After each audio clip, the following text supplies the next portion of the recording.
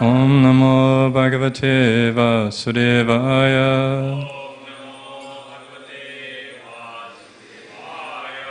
Om Namo Bhagavate Vasudevaya.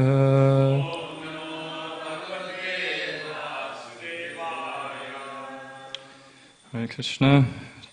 Welcome to Srimad Bhagavatam class. Today we are starting a new chapter in the third canto, chapter 12, called Creation of the Kumaras and Others.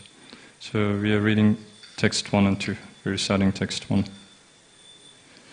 Maitreya Uvacha Iti Deva Nitakshataha Kalakya Paramatmanaha Mahima Veda Garbhata Yatasrakshi Nibodhame Maitreya Uvacha Iti Deva Nitakshataha Kalakya Paramatmanaha Mahima Veda Garbhata Yatasrakshit Nibodhame Maitreya Uvacha Iti Deva Nitakshataha Kalakya Paramatmanaha Mahima Veda Garbhata Yatasrakshi Nibodhame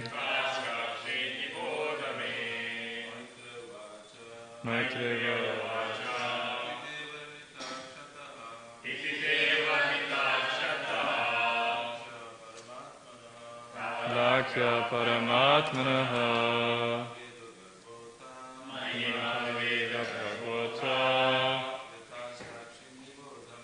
Yatasrakshi Nibodhame Maitreya Uvacha Deva Nitakshataha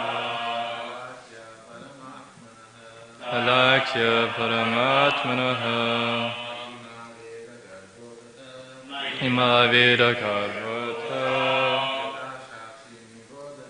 Yatasrakshi Nibodhame Maitreya Uvacha Iti Deva Nitakshataha Kalakya Paramatmanaha Mahima Veda Garbhata Yatasrakshi Nibodhame Maitreya Uvacha Iti Deva Nitakshataha Kalakya Paramatmanaha Mahima Veda Garbhata Yatasrakshi Nibodhame Mataji. Maitreya Uvacha Iti Deva Nitakshataha Kalakya Paramatmanaha Mahima Veda Garbhata Yatasrakshi Nibodhame. Okay, word to word. Maitreya Uvacha. Shri Maitreya said, Iti, thus, te, unto you, varnitaha, described, kshataha, O Vidura, kala akyaha, by the name eternal time, paramatmanaha, of the Supersoul, Mahima, glories, Veda Garbhaha, Lord Brahma, the reservoir of the Vedas. Atha, hereafter, yatha, as it is, as Rakshit did create, Nipodha, just try to understand. Me, from me. Translation by His Divine Grace of Acharya Bhaktivedanta Swami Srila Prabhupada Ki Jai.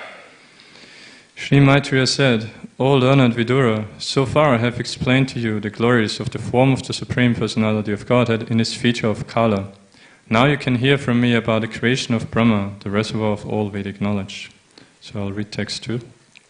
Sasarcha greyandata misram atatam risamadikrit mahomaham chamoham jatamashakyana vrittayaha. Translation and purport.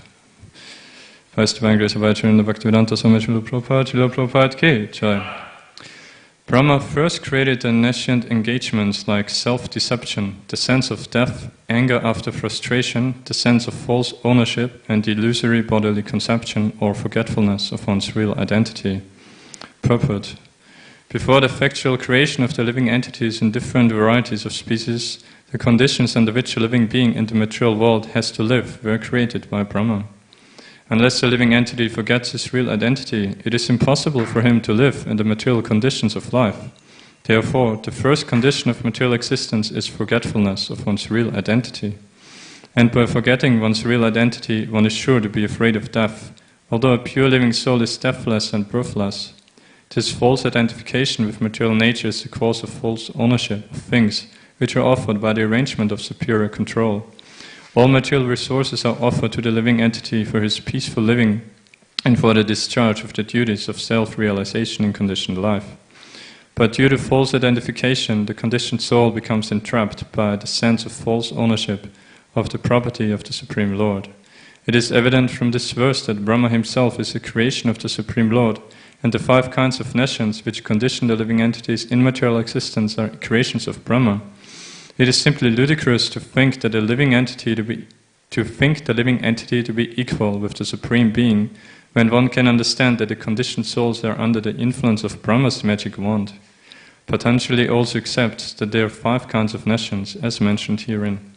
Om Jnanatimrandasya Karanjana Shalakaya Chakshurun Militam Yena Tasmai Shri Gurave Namaha Shri Chaitanya Manopishtam Stapitam Yena Putale Swayam Rupa Kadamayam Dadate Swapadantikam Vandeham Shri Guru Shri Yota Padakamalam Shri Gurun Vaishnavamscha Shri Rupam Sagrachatam Sahaganarakunatam Vitam Tam Sachivam Sadvetam Savadutam Parichanai Saitam Krishna Chaitanya Devam Shri Radha Krishna Badan Sahagana Lalita Shri Vishakan Vitamshta He Krishna Karuna Sindhu Dina Bandhu Chakatpate Gopesha Gopika Kanta Radha Kanta Namastate Tapta Kanchana Gorange Radhe Vrindavaneshwari Vrishabhana Saterevi Pranamami Hare Priya Mancha kalpatarupyascha kripa sindhyova evacha patitanam pavanebhyo vaishnavebhyo namo namaha. Jai Shri Krishna Chaitanya Prabhu Nityananda Shri Advaita Gadadara Shivasari Gaura Bhaktarinda Hare Krishna Krishna Krishna Hare Hare Hare Rama, Rama Rama, Hare Hare. Hare Krishna, thank you for coming this morning to Srimad Bhagavatam class. So, yesterday we finished interesting chapter which was called Calculation of Time from the Atom, where we saw from how even in Bhagavatam here it's described by Maitreya Rishi to Vidura, how time can be calculated up from dimension of the atom, when there's 6 together, and hit the sunlight hitting, then it can be perceived, and then different units we saw of how time can be calculated, and up to the measurement of 1 lifetime of Lord Brahma, which is 311 trillion and 40 billion of our years. And so,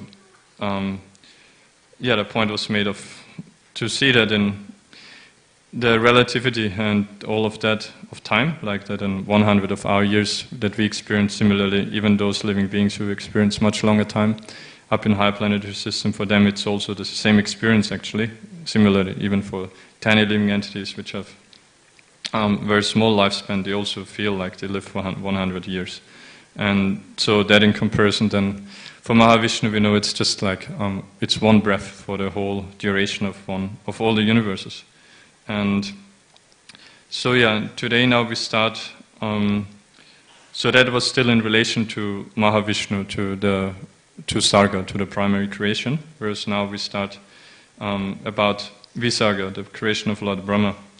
And we hear that he doesn't start straight away with creating all the 14 planetary systems and all the different bodies for the 8.4 million species, but rather the first thing he has to create, even though he doesn't like it, as we'll hear in the following verses, and that's why then, like the chapter title is Creation of the Kumaras and others. So first then he creates the Kumaras, because to counteract of what he had to do in the first place, which we read today, that he had to create 5 layers of ignorance for the living entities entering this material world, because as Prabhupada explains, otherwise it's impossible actually to live in the material world if we would remember who we really are, which is eternal servant of Sri Sri Radha Gopinath, as a spirit soul, as a spiritual being. And so but Lord Brahma wasn't pleased by that, that's why we'll hear then how he created the Kumaras, which are incarnations of knowledge, of transcendental knowledge. And he expressed to the Lord actually that we heard in the prayers previously, in the 9th chapter, 2 chapters ago, how Lord Brahma feels so compassionate, even just thinking, okay, I have to create this, and it's going to be like that all those living entities are going to suffer so much in this material world. So at the same time, he knows it's his duty, it's his devotional service to the Lord, kind of a thankless task, but for the pleasure of the Lord, he is doing it nonetheless. And so those 5 layers of ignorance can go through, which are described in text 2, which we heard this. So the first one is tamaha, which means darkness in self-knowledge, so that you, as Prabhupada explains, that's the very first thing. First of all, you have to forget who you actually are, your Svarupa, as your specific relationship that you have with Krishna, in which you are actually unlimitedly blissful, but somehow or other, some souls like to misuse their independence, want to try to experience something else. And that's tamas, forgetfulness of our real identity. And then the second layer is moha, or the illusory bodily conception. So forgetting who you actually are, then when we come here, then we instead think that we are this body in which we are put into, according to our karma. And then further comes mahamoha, which means then when we identify with the body, then we think naturally that happiness comes from trying to enjoy this body, trying to enjoy the senses. And for that we need sense objects, we need different material objects, material possessions. So then we become attached also to material things around us. So this sense of possessiveness. So that's mahamoha, the third layer. And then tamisram is anger upon frustration. So as we try to enjoy then this material life, material sense objects, then many times we don't get the result that we would aspire for, that it would desire, and so therefore we become angry, as Krishna explains in Bhagavad Gita, from lust, then when it's unfulfilled comes anger, when it's fulfilled comes greed. So, and then the fifth is andatamisram, the sense of death. So when you are so distressed, and then you feel almost like that. So that's one explanation. Other acharyas, they give this fifth one as sometimes more at the beginning and sometimes at the end. As Prabhupada explains in the Prabhupada, actually, he puts it kind of as the second, because he says that the first condition of material existence is forgetfulness of one's real identity, and by forgetting one's real identity, one is sure to be afraid of death. So he puts it as like number 2, that simply by not remembering our eternal relationship with Krishna and instead identifying with material body, then naturally, as we see that everything material degrades and eventually dies in terms of living beings, So then we get this fear of death, also this undertamism. And yeah, and this, so that's here in the secondary creation, but then actually originally it comes, this ignorance, we know in terms of the three Gunavatars, Lord Vishnu himself is responsible for goodness, for maintenance, Lord Brahma, as we see here, for creation, for passion, mode of passion, and then Lord Shiva for destruction, or mode of ignorance, which is in the mode of ignorance. But so even Lord Shiva himself, he's actually not under the mode of ignorance, but rather he's the presiding deity for that. And being the Vaishnavam Yata Shampoo, right? He's the greatest devotee, so how can he be in ignorance?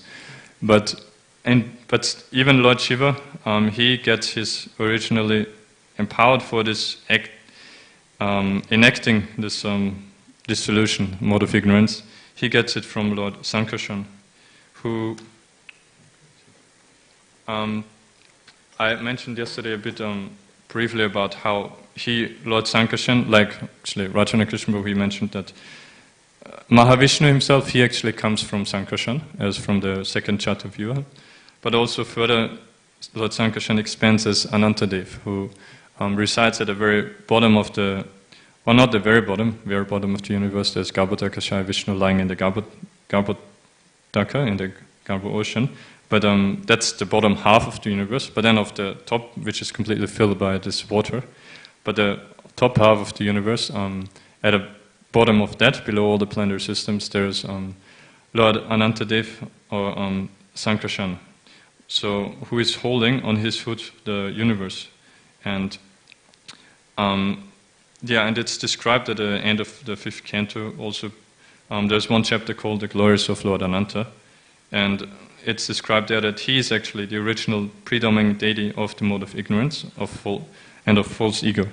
So, and that's why Lord Shiva is aware of that, so that's why Lord Shiva is always meditating actually on Lord Sankarshan. That's also why, and Lord Sankarshan, he's in the, he's both, he appears in a form of a human-like, very beautiful form, where he's, it's described there also how he's worshipped. We'll come to that briefly then, by his devotees, but also at the same time, actually he's in Ananta Shesh in this form of a multi-hooded snake.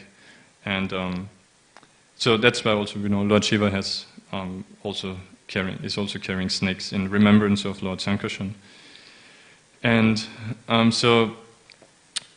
this forgetfulness of the living entity originally comes from Lord Sankarshan, and so that's created by Lord Sankarshan. That's why another name for him is Tamasi, or the one in charge of tamas of ignorance. And also Sankarshan can also be understood. We know, even in Krishna book, Prabhupada explains actually that Lord Balaram, he is obviously the original of all of those Chatuvyus and everyone. And so he is the original Sankarshan as well. And for him, Prabhupada explains, he can be viewed as Sankarshan also, because Sankarshan means to unite or to combine together. So he unites the Yadu dynasty, the Kshatriya side, and Nanda Maharaj is Vaishya dynasty, or how you want to call it. But here, in case of Lord Anantadev, he can be called a Sankarshan also because he draws together the enjoy and the object of enjoyment. So the basis of material life, of giving disillusion to the living entity, that you can be happy by interacting with material objects. And it's also described there that, like we heard in the previous chapter, how each night of Lord Brahma, that actually the bottom 10 planetary systems are destroyed, which starts by fire emanating from Lord Anantadev, burning everything, and then comes rain, heavy rains, all the oceans overflow, and so forth. We heard, but at the very end of the creation, after the end of Lord Brahma's life, then Lord Sankarshan, from him comes Rudra, who expand into the 11 Rudras, who then do the whole devastation. And so how it's described there that, so in each creation, the living entity, the actual purpose of the material world is not for the living entities to enjoy separately from the Lord, But that is there, the opportunity, because we have free will, but then the actual purpose is to realize again who we actually are, to go back to God, to leave the material world.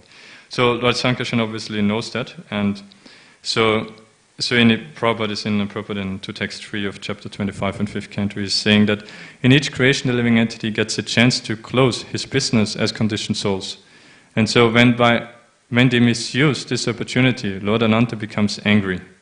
So out of compassion, Lord Ananta becomes angry, saying, it's useless, these living entities, I give them so much opportunity, I myself come in so many deity forms, so many temples, devotees who preach Bhagavad Gita and all the Shastras, and so forth, and still so many living entities there at this point, they still don't take the devotional service, they are stuck here.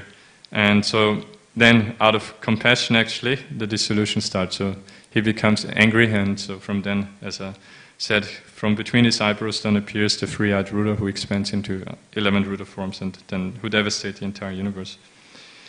And yeah, so Lord Ananta, he is... let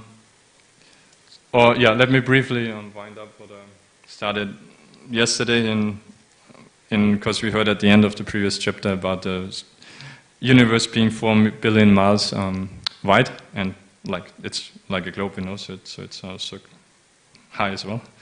And we heard about the layers then being 10 times bigger than that, and then all of them 10 times bigger than the previous one, 7 layers.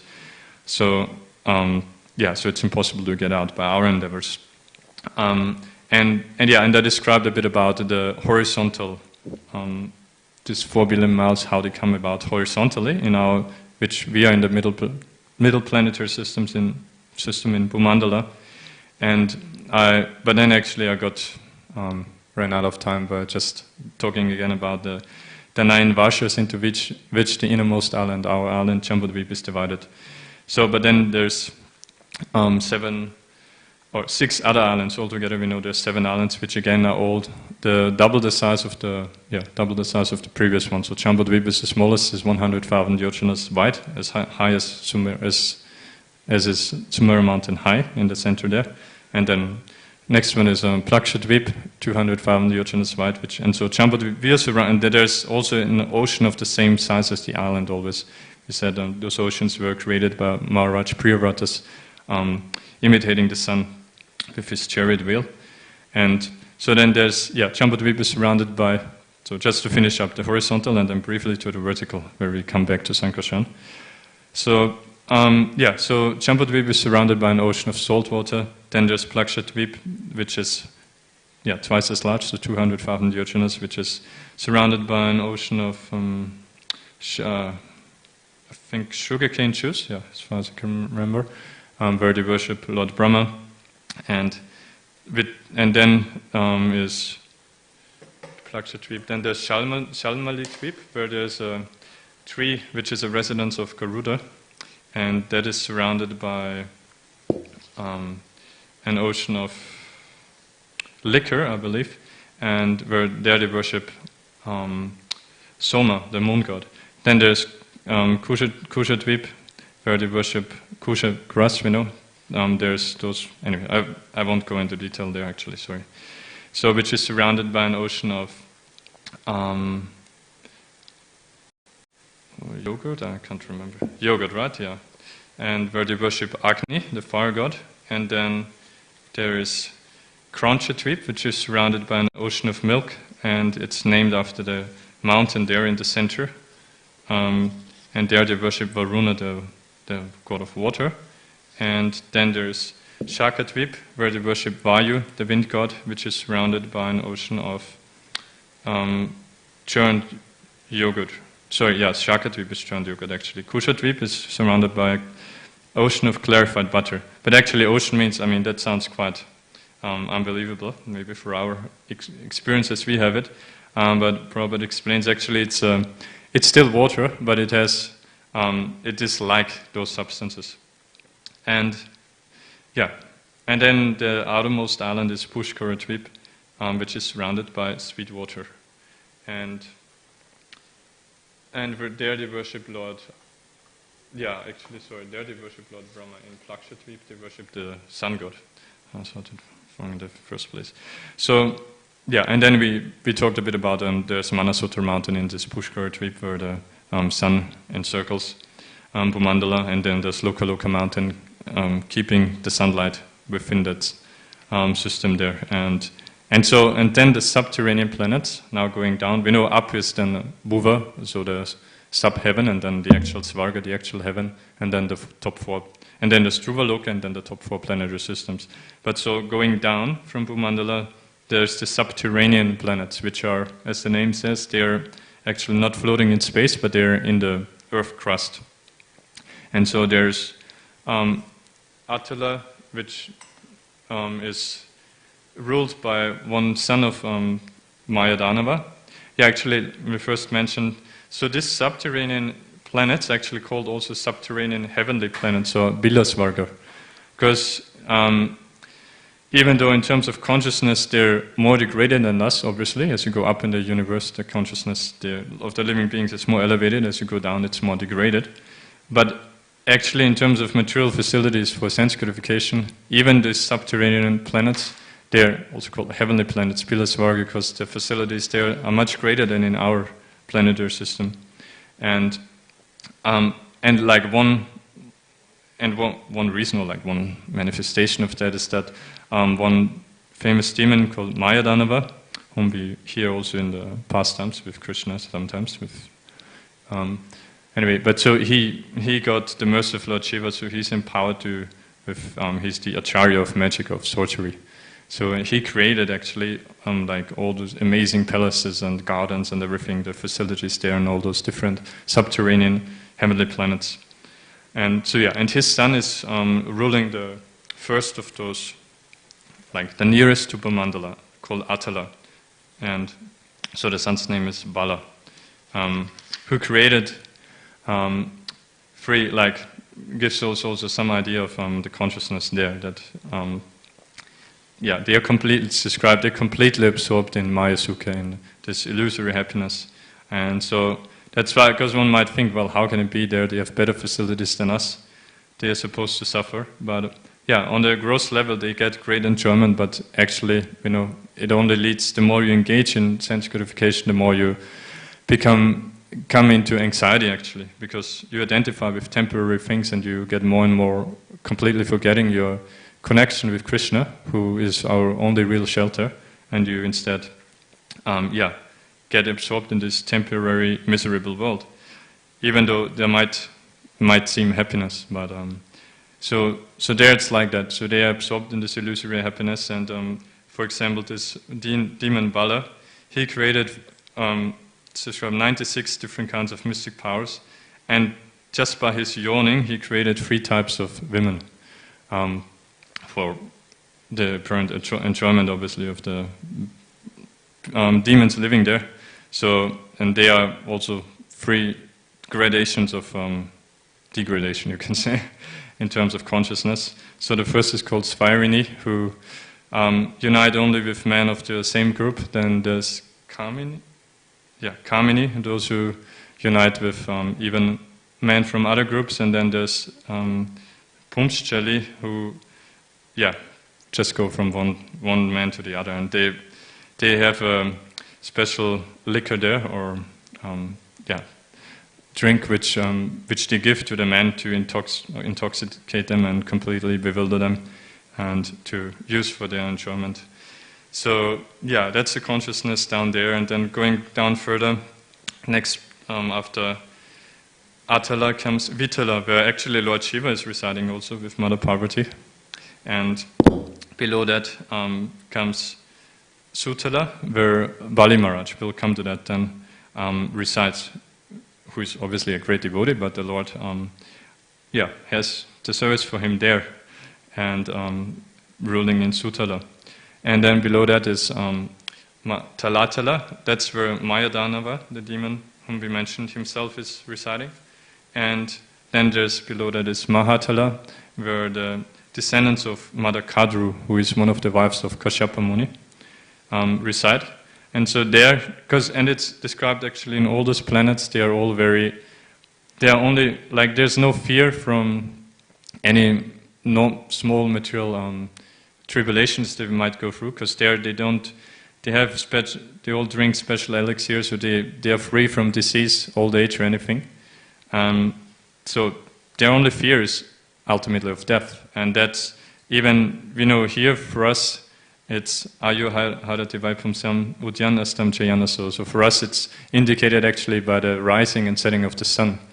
But there, as we described, the sunlight doesn't reach, it's because it's below Bhumandala. And so the illumination they get there from the jewels worn by the snakes down there, especially in the bottommost planet there in Patala. And so they fear, but then how do they fear death? They fear it in the form of the Lord Sudarshan Chakra being there and creating fear for them. Even so much so that when the Sudarshan Chakra goes around there, the women there, they have miscarriages. So they're in Mahatala, but the main fear is not of Sudarshan Chakra, because they are descendants of Kadru. They are actually brothers of Garuda, because he was born from another wife of Kashyapa Muni. He was born from Vinata. And we know there was this famous pastime which led up to Garuda snatching the nectar from the demigods with those snakes who.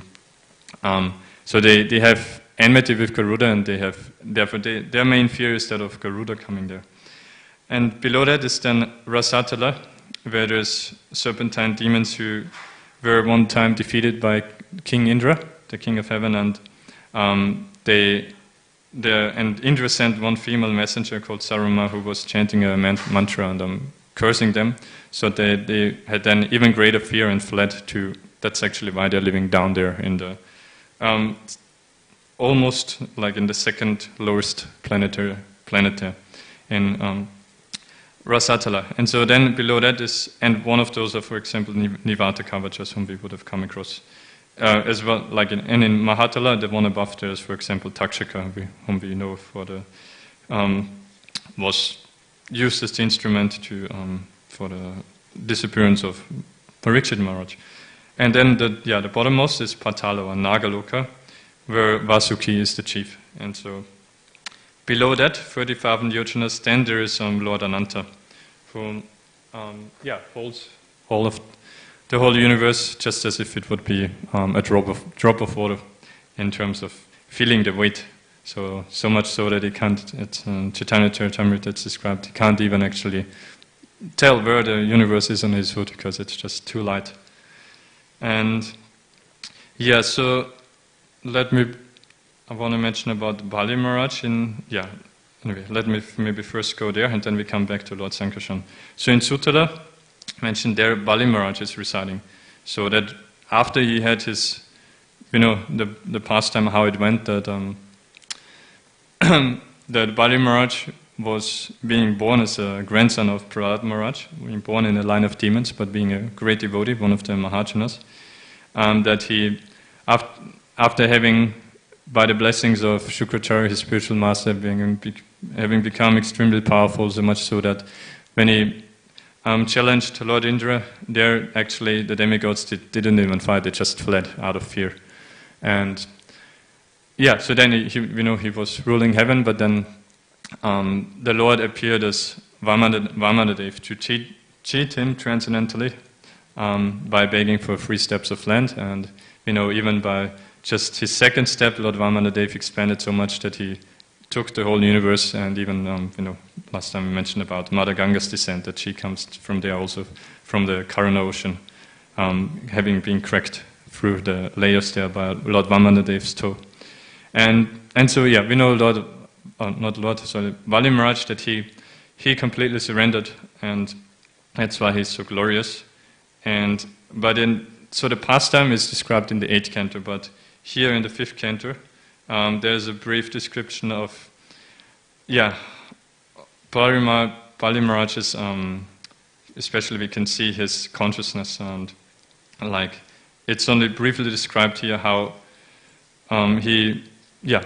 we know the Lord, even when Bali Maharaj already had surrendered, but then, or rather, when the Lord had already externally at that point, maybe not the Lord, when he had taken everything with his second step, then actually, like as a pastime obviously, the Lord actually was still not satisfied with having taken everything, and so he became, actually, he accused Balaram, hey, you're cheating me, you said 3 steps of land, now I could only 2, I already took everything, nothing else to take. So actually he then, he got him bound up by ropes of Varuna and threw him into a mountain cave. And so imagine like the situation of Bali Maharaj. He's a great devotee who had happily given, even though Shukracharya, his spiritual master, had told him you shouldn't grant this request to Lord Vamana, that if he is Vishnu, he is trying to cheat you, to take away what you just conquered. And Bali Maharaj, he, being a great devotee, he rejected his so-called spiritual master and happily gave. And still, and you can imagine now for us, we would feel, well, already Gopinath, I'm giving my everything, so now I expect some nice reciprocation, right?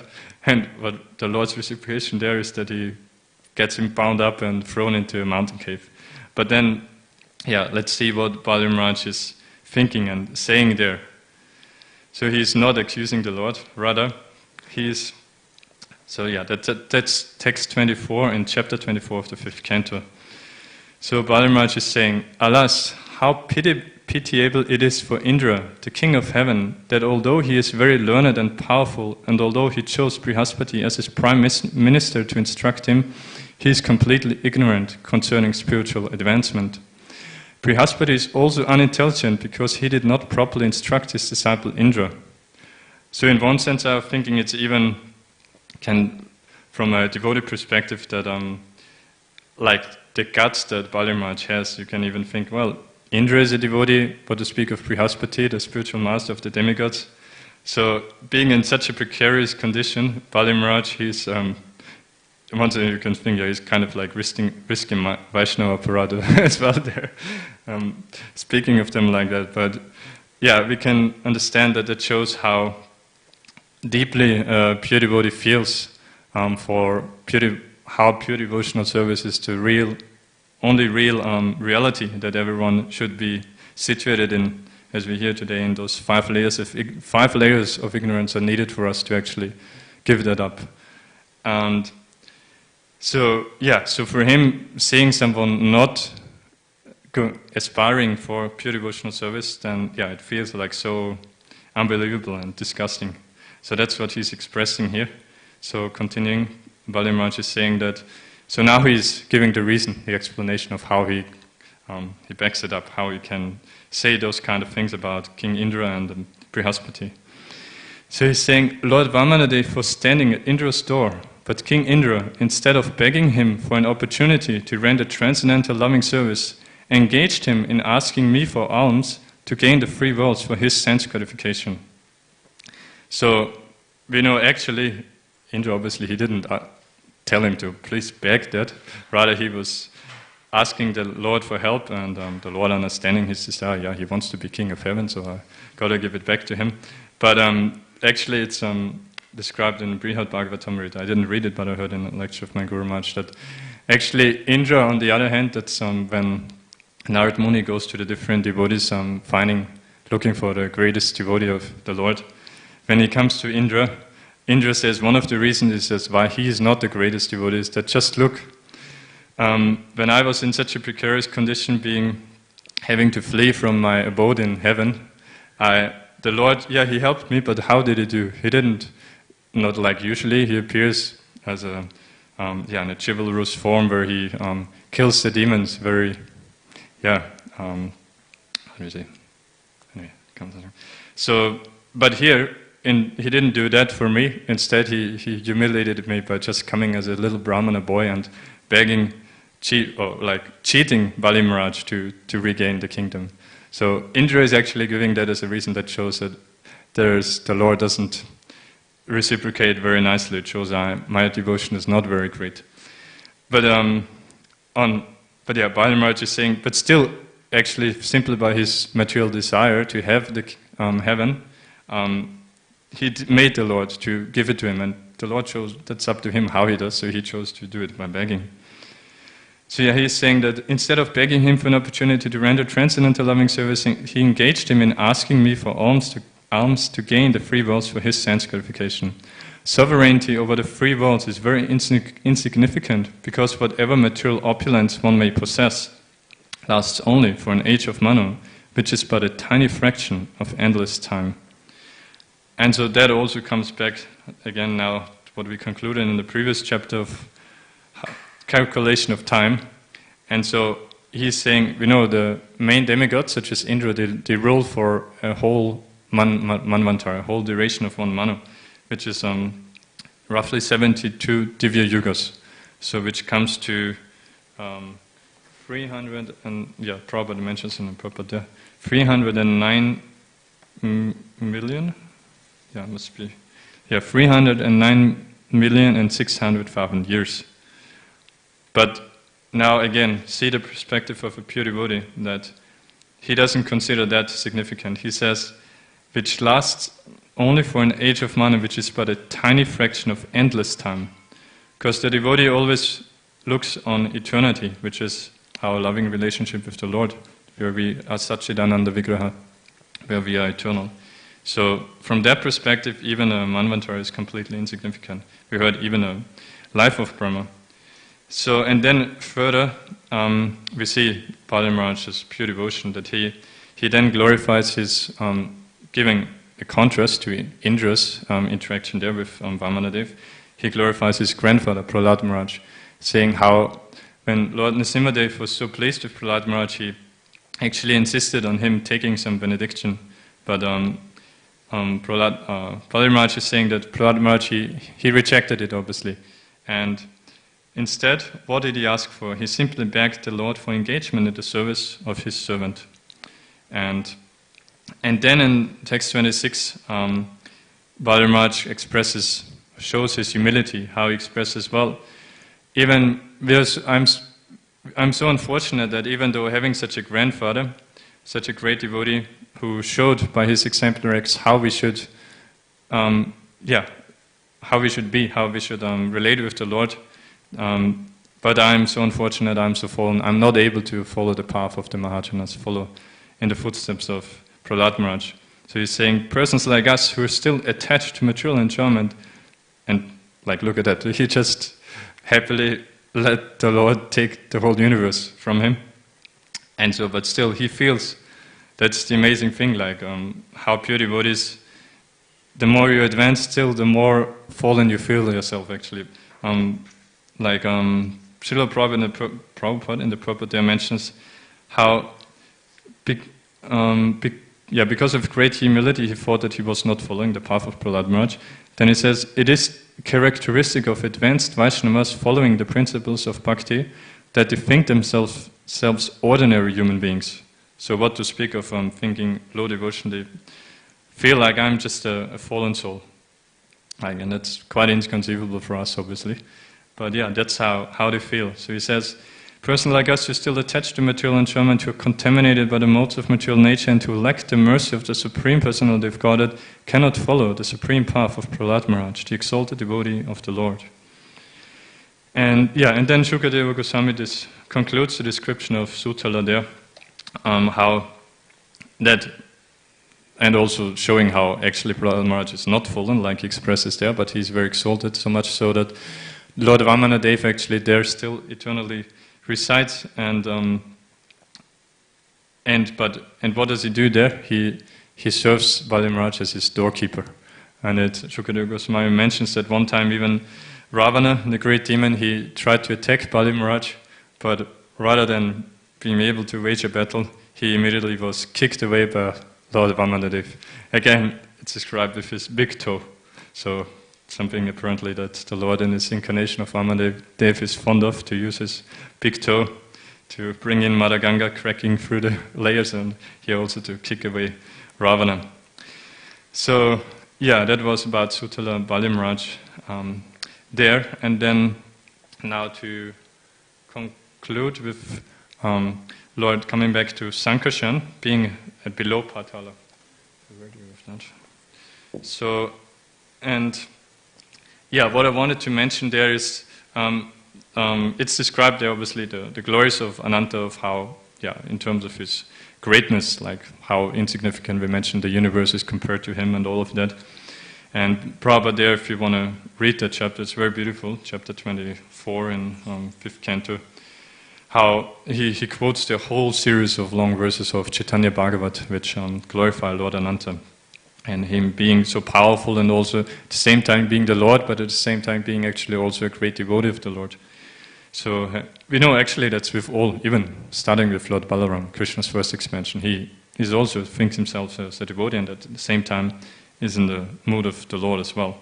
So, and but like, so imagine that Lord Ananta, he's holding the whole universe, planetary systems, but he's not like Prabhupada. Sometimes he would mention that misconception people would have of like the world would be held up by Atlas, struggling hard on his back carrying the planets, but rather, for Ananta Dev, it's completely insignificant. On the contrast, what he's doing there, actually there's devotees, and some of them are in the form of snakes, or it's not really exactly in the form of snakes, but daughters of snakes, they are mentioned, as who offer the Lord obeisances down there, and their prayers and everything. And it's, but they have, the Lord has his fun with his devotees down there also. It's like, his beauty is described there in many verses, and also one verse I found quite, funny, where it's described how Lord Ananta's, so as I mentioned, he also has the form as like a human being. So in that form, his toenails are described to be the color of brilliant pink, of Aruna Vishada. And so these toenails, actually they act as a mirror. So it's explained that on the Lord's lotus feet, they are just like gems polished to a mirror finish. And so his devotees there, when they offer their obeisances to his lotus feet, seeing these pinkish toenails shining brilliantly, they actually are able to see their own faces in those toenails, which act like a mirror. And it's described that, they feel very joyful upon seeing their own beautiful faces reflected in his toenails. So, that's the kind of pastimes that Lord Ananta has there, far from struggling to hold all the planetary systems. And, I'll just conclude with...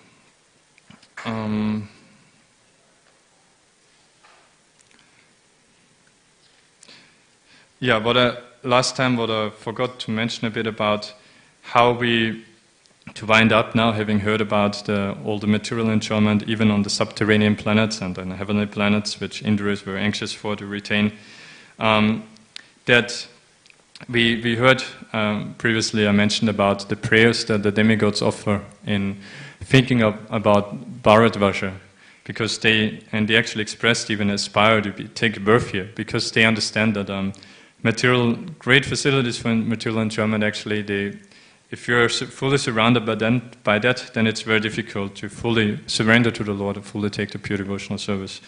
So, and it's especially in Kali Yuga, I think in 11th canto somewhere, Srila Jiva Goswami is quoted in the purport that we know even in the previous yugas, even in this in Bharatvarsha, it's completely different. It's like, especially in the first, in Satya Yuga, the people are so elevated that there's no Varnashrama Dharma, no Varnas, like we have it now, Brahmanas, Kshatriyas, Vaishyas and Shudras, but rather there's only Hamsas, there's only elevated souls who simply engage in meditation on the Lord.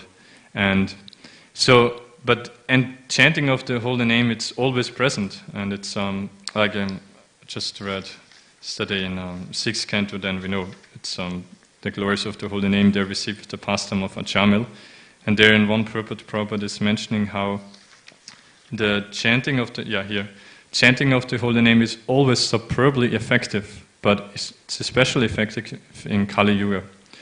And why is that? Obviously, the potency of the holy name doesn't change, but Srila Jiva Goswami explains that because in those other yugas, and now I'm saying this because in relation also to all, so that's for in our Bharatvarsha in regard to the yugas, but in relation to all the other varshas and islands, the dvipas and other planetary systems, in the relation that their material enjoyment is, the facilities are much better. So, and that is why, whereas in Kali Yuga we're actually in a desperate position. Someone who is a little intelligent, he understands that there's so much suffering here, and so that serves as an impetus that we are actually able to then fully give our heart, crying out for the holy name. Whereas in those previous yugas, they just feel too comfortable. It's very hard to, out of our own accord, simply out of devotion, which we don't have much if we are in the material world originally, so to sincerely chant the holy name. So that's why it's, even though Kali Yuga is full, an ocean of faults, which we know, Kali Dosha Nidhi Rachan, Astika Mahanguna. But there is this one great quality of simply by chanting Hare Krishna, Kirtana Deva Krishna Sya, Mukta Sangha Param Rachat, that we can attain pure devotional service to Shri Shri Radha Gopinath very easily as compared to even all the other places of the universe and all the other yugas. By the mercy of Srila Prabhupada, by the mercy of Sri Chaitanya Mahaprabhu.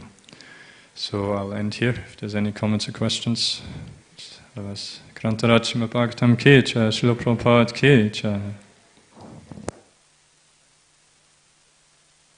You mentioned about the three women coming to the yawning of Allah. Yeah. Can you read the description of the chapter before the chapter starts? Or the description of the chapter? Yes, a slightly different definition.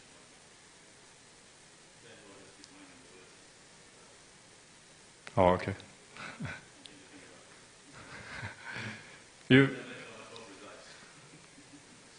Okay. Yeah, I didn't want to go too much in detail of how these three types of women are. Anyway, just to give an idea of how one is fully absorbed in illusory happiness. That's the point I wanted to make. But Prabhu was mentioning about, just for my Putavi, that there is a more detailed, slightly different description there in the 5th canto about these three types of women created by the demon Bala. Okay, thank you.